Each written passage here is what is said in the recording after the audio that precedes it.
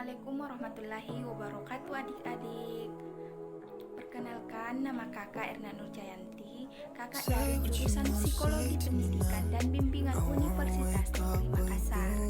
Nah, adik-adik, di sini kakak akan memberikan tips kepada adik-adik itu bagaimana sih mengatasi rasa bosan belajar di rumah pada saat pandemi ini. Nah, adik-adik, di tengah pandemi COVID-19 ini, pemerintah mengizinkan kita menghentikan kegiatan belajar mengajar di sekolah dan dialihkan menjadi kegiatan belajar di rumah.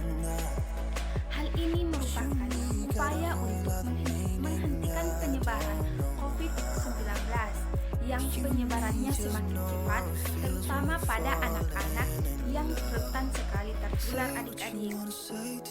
Nah, kegiatan belajar di rumah ini menerapkan sistem belajar online.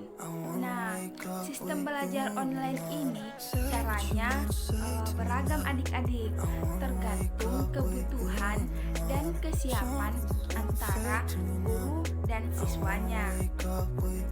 Nah, ada yang diberikan tugas menggunakan grup di aplikasi pesan, ada pula yang menggunakan video call atau video recording.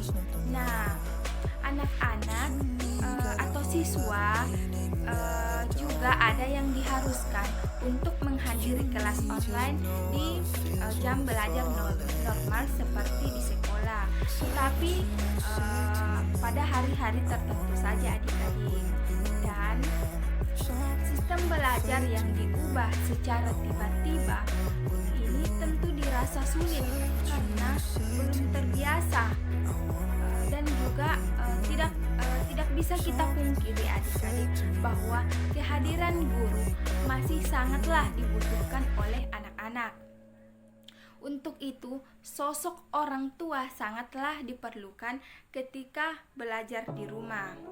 Nah, selain itu, anak-anak yang sudah terbiasa belajar di sekolah, belajar dengan teman-temannya, bertemu dengan teman-temannya, bermain dengan teman-temannya, juga pasti merasa bosan dengan adanya belajar di rumah ini.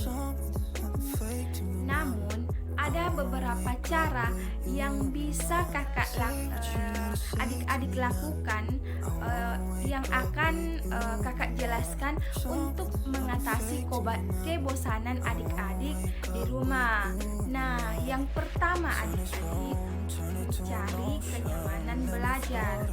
Maksudnya bagaimana sih Kak mencari kenyamanan belajar itu? Nah, adik-adik, selama belajar di rumah, tentu adik-adik bisa belajar dengan cara apapun yang membuat adik-adik nyaman. Misalnya, adik-adik bisa belajar di teras rumah sambil menikmati angin sepoi-sepoi, atau belajar di sofa sambil mendengarkan musik dan lainnya yang membuat adik-adik nyaman. Nah, yang kedua adik-adik, belajar ditemani dengan cemilan. Nah, adik-adik pasti tahu kan, dan juga biasanya ketika kita atau adik-adik belajar di sekolah, murid dilarang untuk makan di kelas saat jam belajar. Nah, sekarang adik-adik, mumpung lagi belajar di rumah,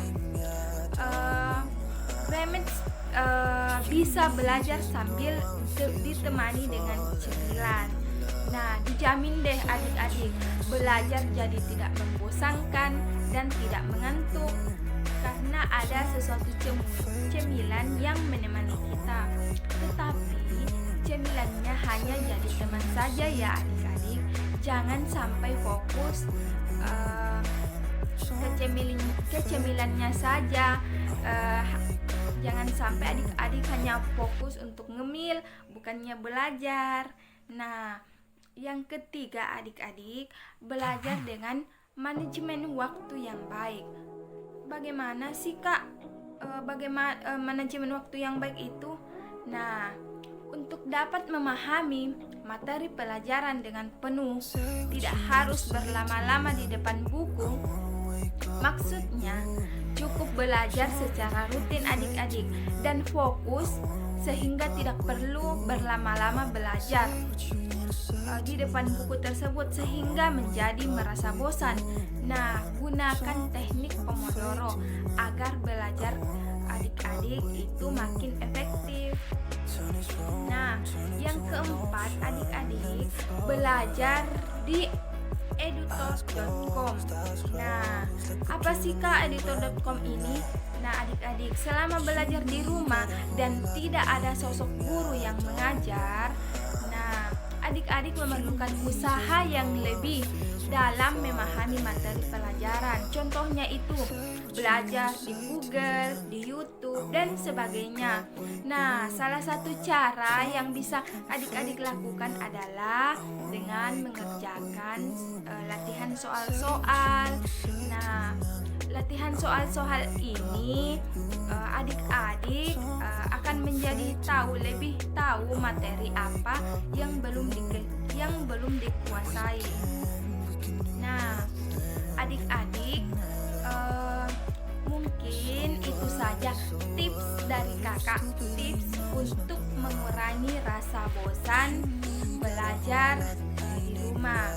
Dan semoga adik-adik merasa terbantu ya dengan tips-tips tadi yang kakak sudah jelaskan.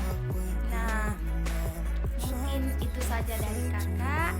Kurang dan lebihnya mohon dimaafkan ya adik-adik. Wabillahi taufiq wal hidayah. Wassalamualaikum warahmatullahi wabarakatuh.